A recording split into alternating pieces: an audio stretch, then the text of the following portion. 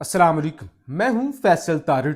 इस वीलॉग के अंदर ईरान अमेरिका जंग के हवाले से कुछ बड़ी खबरें आपके सामने रखनी है और फिर पाकिस्तान में क्या चल रहा है, कैदी नंबर 804 के हवाले से क्या केसेस और किस तरफ मामलात जा रहे हैं, महमूद खान अचकजई की जानब से क्या कहा गया है और इस सारी सूरत हाल में एतजाज एहसन किस तरह से मैदान में आए हैं, इस पर भी बात करेंगे। लेकिन सबसे पहले जरा मिडल ईस्ट से जुड़ी हुई खबरें आपके सामने रखनी है। आपसे गुजारिश है इस यूट्यूब चैनल को जरूर सब्सक्राइब करें। सबसे पहले जी, कल आपको खबर दी थी शिमाली कोरिया जो कि बड़ा खतरनाक मुल्क है, अमेरिका जैसे मुल्क आंख उठाकर देखते भी नहीं है शिमाली कोरिया की तरफ। हालांकि उन्होंने रूस से पंगा ले लिया, उन्होंने चाइना से पंगा ले लिया, उन्होंने जाहिर है ईरान के साथ जंग छेड़ रखी है, लेकिन उधर नहीं देखते।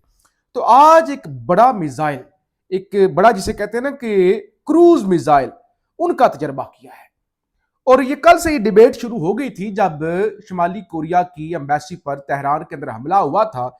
तो उसके बाद अब बाकायदा वीडियो भी जारी करवाई गई है किम जोंग उन की तरफ से, और इन मिसाइलों के तजर्बात ने एक इशारा तो जरूर दिया है कि वक्त पड़ने पर दीगर जो ईरान के इत्तेहादी हैं, जो एंटाई या जो अमेरिका लोग मुमालिक हैं, वो भी मैदान में उतर सकते हैं। तो खबर है शिमाली कोरिया के रहनुमा किम जोंग ने एक नए 5000 टन बैरी डिस्ट्रॉयर से स्ट्रेटेजिक क्रूज मिसाइलों के तजर्बाती जो है वो लॉन्च किया। और ये बेसिकली एक जिसे कहते हैं ना कि समंदर के अंदर से, पानी के अंदर से तजर्बा किया गया। तो ये भी एक इशारा है कि अगर वक्त पड़ने पर ईरान की मदद या बनाए हुर्मज के अंदर अमरीकी बैरिया को निशाना बनाना पड़े, तो ये इसलिए भी अहम चीज समझी जा रही है। वीडियो जो है वो जारी की गई है। दूसरी तरफ ईरान हमले कर रहा है और ईरान ने आज कोई 3 के करीब अमरीकी इत्तेहादियों के जो बहरी बेड़े हैं या जो ट्रंप की बातों में आके अपनाए हुर्मज को क्रॉस करने की कोशिश कर रहे थे, उनको निशाना बनाया है। और साथ ही साथ जो IRGC जो पासदाराने इनकलाब है, उनके तर्जमान भी टीवी पर आ गए। उन्होंने कहा कि अपनाए हुर्मज से तेल का 1 लीटर भी नहीं गुजरने दिया जाएगा, जो भी आया उसको निशाना बनाएंगे, ये उन्होंने ऐलान कर दिया। और साथ ही खबर है ईरान की अपनाए हुर्मज में कार्रवाई, गुज़श्ता चंद घंटों में 3 बहरी जहाजों को निशाना बनाया गया है। इन तबाह को नजरअंदाज करने पर थाईलैंड और लाइबेरिया के जहाज को पासदाराने इनकलाब ने निशाना बनाया। समंदरी डाटा फराहम करने वाले अदारे ने भी इन दोनों जहाजों की तस्दीक की है। अब तक जहाजों पर 13 हमले हो चुके हैं, जिनमें 3 आज हुए हैं।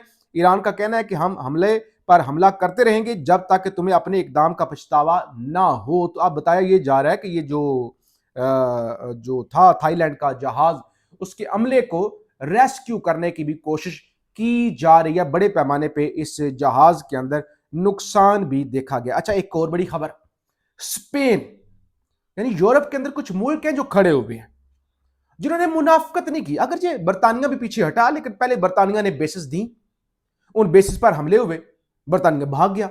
उसके बाद डोनाल्ड ट्रंप ने वो एयरक्राफ्ट कैरियर मांगा, बरतानिया जरा हेजिटेट हुआ। डोनाल्ड ट्रंप ने कहा कि ठीक है, अगर आप हेजिटेट हो रहे हैं तो फिर आपको भी काम पड़ जाना है, आपकी दफा हम भी ये बात याद रखेंगे। फिर उन्होंने इजाजत दे दी, फिर फैसला किया कि नहीं जी, वो हम एयरक्राफ्ट कैरियर नहीं भेज रहे। लेकिन स्पेन जैसे मुल्क, नॉर्वे जैसे मुल्क, वो खड़े हो गए। उन्होंने कहा नहीं भाई, ये ट्रंप की बदमाशी है। उन्होंने कहा हम फलस्तीन के साथ भी खड़े हुए थे, हम जुल्म को जुल्म कहेंगे। और फिर ईरान ने भी कहा था कि जो लोग अपने सफीर वापस बुला लेते हैं इसराइल से या अमेरिका से, तो हम उनका तेल नहीं रोकेंगे। तो अब खबर यह है कि स्पेन ने इसराइल से अपना सफीर वापस बुला लिया है। वजीर आजम पेड्रो सनिचेज का ये एक बड़ा फैसला उन्होंने किया है और इसराइल से उन्होंने, और ये कोई भी मुल्क पहला मुल्क होगा जिन्होंने इसराइल से अपना सफीर आज वापस बुलाया है। तो ये एक बड़ी पेशरफ्त है, एक बड़ी खबर है जो आज सामने आई है। तो दूसरे नंबर पे शहबाज शरीफ और मसूद पज़ेश्कियान जो कि ईरानी सदर हैं, उनका आपस में राबता हुआ है।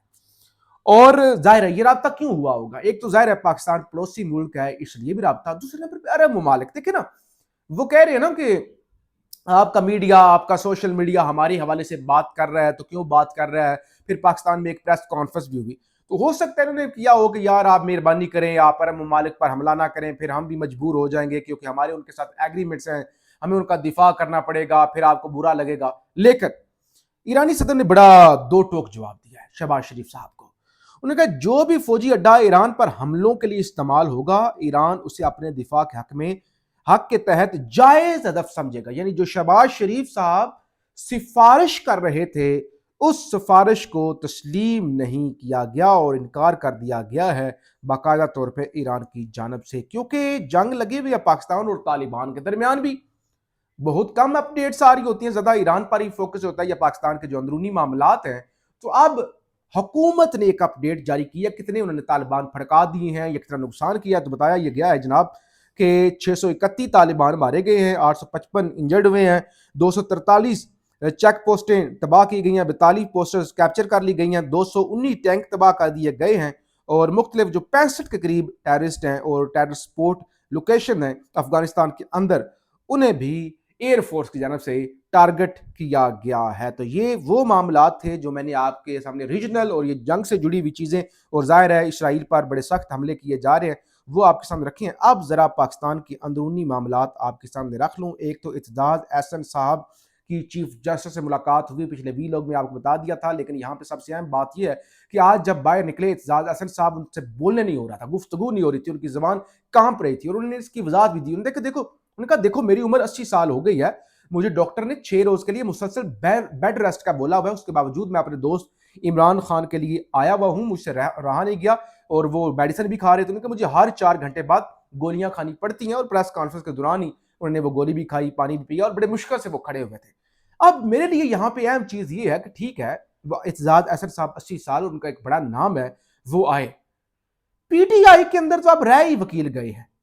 क्या सलमान सफ्तर, क्या सलमान अकबर राजा, लतीफ, खोसा, एक लिस्ट है ना, बोलते जाएं बल्कि रहनुमा जो सरबराह है बैरिस्टर गोहर, वो भी वकील। यानी इतने वकील, इतने जूनियर सीनियर ILF, उन सब के होते हुए कैदी नंबर 804 पर अब ये वक्त आ गया है कि उन्हें एक आउटसाइडर, अगर ये बड़ा नाम है लेकिन पीटीआई खुद भरी पड़ी है वकला से, इत्तेजाज अहसन से मदद लेने की जरूरत पड़ गई है।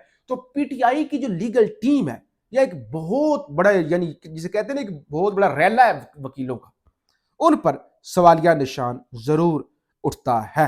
बहरहाल आज लड़ाई भी हुई, पीटीआई आपस में लड़ रही है जी। वो शायद खटक साहब लड़ पड़े सेंटर जरका से और फिर कुछ बहुत सारे लोग उठ के चले गए, फिर नूर अल हक कादरी साहब वो भी बोले, कहा ये आज जरका पर इल्जाम लग रहा है, कल मुझ पर इल्जाम लगेगा, तो ये आपस में जो है ना वो लड़ने वाला सिलसिला जारी रहेगा। और महमूद खान अचकज़ई भी इसमें बोले। देखिए, महमूद खान अचकज़ई ने भी गुफ्तगू की और बड़ी तल्ख और वाकई जिसे कहते जेन्युइन गुफ्तगू वो उन्होंने की। उन्होंने कहा तहरीक इंसाफ के लोग खफा होंगे, लेकिन इमरान खान के लाखों चाहने वालों के बावजूद आज वो जेल में हैं, क्योंकि हम में तंजीम की कमी है। आज इमरान खान अपनी हक गोई की सजा काट रहा है, ये इमरान खान को जेल में नहीं रख सकते अगर हम अपनी सफ़ों में इत्तेहाद पैदा कर लें। उन्होंने कहा इतनी बड़ी जमात, हर जगह पे इमरान खान के चाहने वाले, और इमरान खान फिर भी जेल में है, तो इसका मतलब ये उनका हम में इत्तेहाद नहीं है, हम लड़ते। बल्कि मजीद वो इस पर बोले, उन्होंने कहा कि ये वक्त है कौमी हुकूमत बनाने का। कौमी हुकूमत से इमरान खान के जेल से बाहर आने के इम्कानात बढ़ जाएंगे, इमरान खान भी निकल आएगा, हम भी जख्म भूल जाएंगे और आप भी जख्म भूल जाएंगे। यानी उन्होंने एस्टैब्लिशमेंट को ये ऑफर की, कौमी हुकूमत बनाई जाए, जरा वक्ती तौर पर चीजें बेहतर की जाए और उसके बाद इलेक्शन की तरफ जाया जाए। उन्होंने कहा कि तहरीक इंसाफ का मसला यह है कि हर 100 लोगों का एक लीडर है और हर ग्रुप दूसरे ग्रुप को गालियां देता है। ये इमरान खान को जेल में नहीं रख सकते अगर हम अपनी सफ़ों में इत्तेहाद पैदा कर लें। तो ये फोकस उनका आज ये था कि बेसिकली उन्होंने कहा हम बहुत ज्यादा लोग हैं, बहुत बड़ी जमात है, लेकिन हमारी सफ़ों में इत्तेहाद नहीं। जाहिर है अगर इत्तेहाद होता तो फिर इत्तेजाज अहसन साहब की जरूरत क्यों पड़ती। मंसूर अली खान से जुड़ी हुई एक खबर मेरे पास अगले वीलॉग में आपके सामने रखूंगा।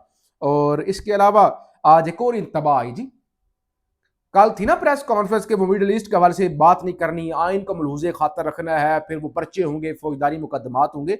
तो आज रियाजुल हक साहब सीनियर सहाफ़ी हैं, वो बताते हैं कि एक और इंतबा, कल कहा था मशरिक़ वुस्ता के मामलात पर तबसरा नगारी से गुरेज करें वरना कानून हरकत में आएगा। आज बताया गया कि मुसल्लह अफवाज में तरक्कियों पर गैर जरूरी कमेंट्री और लापरवाही ना बरतें वरना कानूनी कार्रवाई की जाएगी। यानी आप देखें, ये तो वाकई इस मुल्क के अंदर पता है क्या आप बोल सकते हैं, हम भी बोलते हैं, रोज बोलते हैं, आपको आगाह करते हैं, हमें पता है कितनी बड़ी रिस्क है इस मुल्क में। अगर आपने आजादी से बोलना है ना, پھر ایک تو وہ جو آپ کو کہا جاتا ہے آپ بولیں، دوسرے اگر آپ قیدی نمبر 804 پر تنقید کریں، گالیاں دیں، پی ٹی آئی کو رج کے برا بلا کہیں، آپ کو پیسے بھی ملیں گے اور آپ پر دستِ شفقت بھی رکھا جائے گا اور آپ کو کچھ بھی نہیں کہے گا۔ باقی آپ ریجنل معاملات پر بات کریں، پیٹرول کی قیمت پر بات کریں، حکومت کی شاہ خرچیوں پر بات کریں، اسٹیبلشمنٹ کی بات کریں، کسی مڈل ایسٹ کے ملک کی بات کریں، تو پھر آپ پر سختی ہو سکتی ہے۔ تو یہ اس ملک کا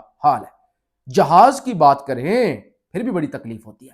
فیڈ بیک ضرور دیجیے گا۔ پاکستان زندہ باد۔